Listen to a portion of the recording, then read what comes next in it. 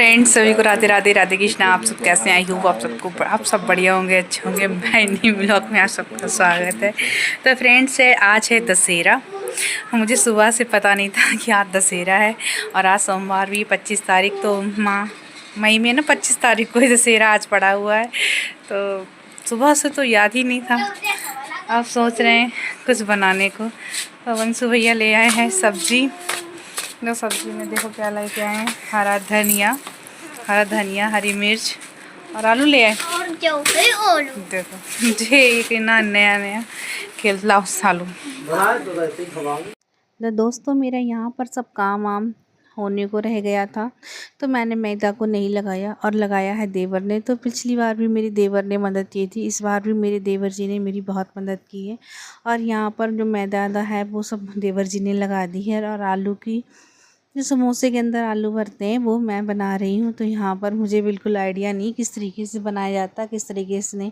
तो देवर जी मेरे कह रहे हैं जैसे आलू सूखे आलू बनते हैं ना, वैसे ही बनाए जाते हैं। तो मैंने यहाँ पर इतना ढेर सारा ऑयल लगा दिया था, मुझे पता ही नहीं था इतना ढेर सारा ऑयल, क्योंकि पिछली बार भी भैया ने बनाया था। तो इस बार भी मैं सोच रही थी भैया ही बना दे। तो भैया ने जितनी भी मैदा थी उसके पत्ते बेल लिए, और पत्ते बेल के तब तक वो पत्ते बेल रहे हैं, तब तक मैं यहाँ पर आलू बना रही हूँ। तो मैंने थोड़े से आलू पहले से उबाल के रख लिए थे, फिर भैया बोले ये थोड़े से ही हैं। तो मैंने फिर ना पहले तो मैं ऐसे ही काट रही थी, फिर मेरी समझ में ही नहीं आ रहा कि ऐसे तो बहुत टाइम लगने वाला है। और दोस्तों 3 बजे ही मैं तैयारी करती रही, 3 बजे से ही तैयारी कर रही हूँ ये बनाने की। और जब तक मैंने आलू सब्जी मंगाई तब तक 4 बज गए।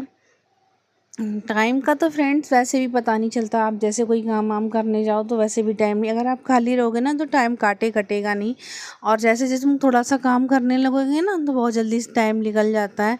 तो यहाँ पर देखो जो बड़े देवर थे ना उन्होंने मेरी मदद की, मतलब मैदा लगाने में। और जो छोटे भैया आए इन्होंने मेरी मदद की ये समोसे भरने में। और इतनी फास्ट भर रहे थे, बहुत जल्दी भर रहे थे।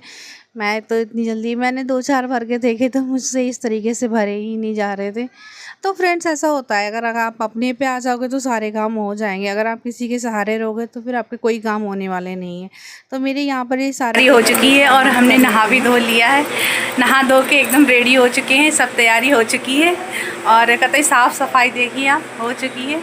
अब बस कन्याओं का आने का टाइम है, जल्दी कन्याएँ आ जाएँ तो बस उनको सबको दे देंगे। और अब जल्दी शरबत बना लेते हैं और फिर सबको दान कर देते हैं। अब बहुत ज़्यादा परेशान हो रही हूँ क्योंकि बज चुके हैं 6:30 और अभी कोई भी आया भी नहीं है। फ्रेंड्स इतने बच्चे आ चुके हैं और अभी थोड़े बच्चे रह गए हैं आने के लिए। अभी तो थोड़े ही बच्चे आए हुए हैं, अब थोड़े बच्चे आने को रह गए हैं। करते करते कितना बज गया,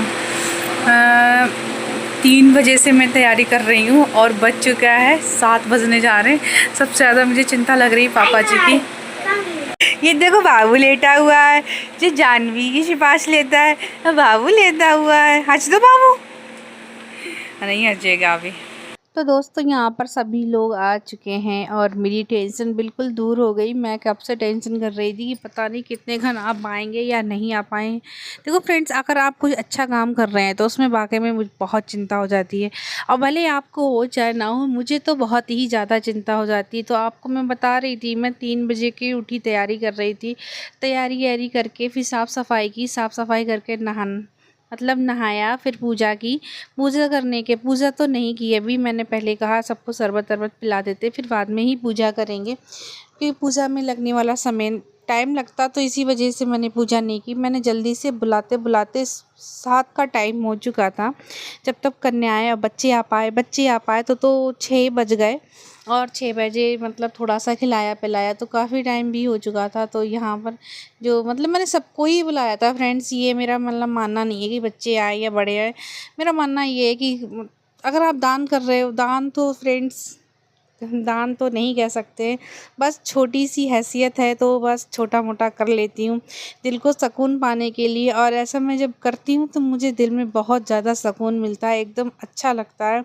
और जो मेरी सारी टेंशनें होती हैं वो सब दूर हो जाती हैं।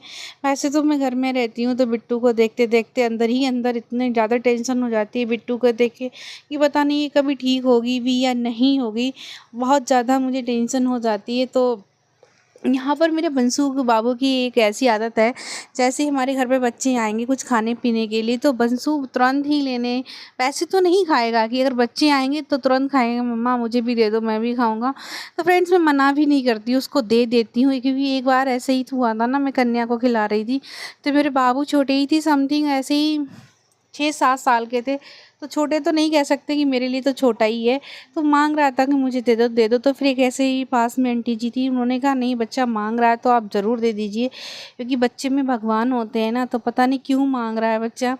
तो मैंने उसको दे दिया। तब से मैं अगर कुछ भी बच्चों को खिलाने के लिए बुलाती हूँ ना, अगर पंसू बाबू कहते हैं मुझे भी दे दो खाने के लिए, मैं तुरंत उसको दे देती हूँ। और उसको बच्चों में इतना अच्छा लगता है खाना पीना, फ्रेंड्स मैं आपको बता नहीं सकती हूँ। तो बिटिया को मम्मी को दे दिया है, बिटिया को बाहर मम्मी लेके बैठी हुई हैं और मैं यहाँ पर दे रही हूँ।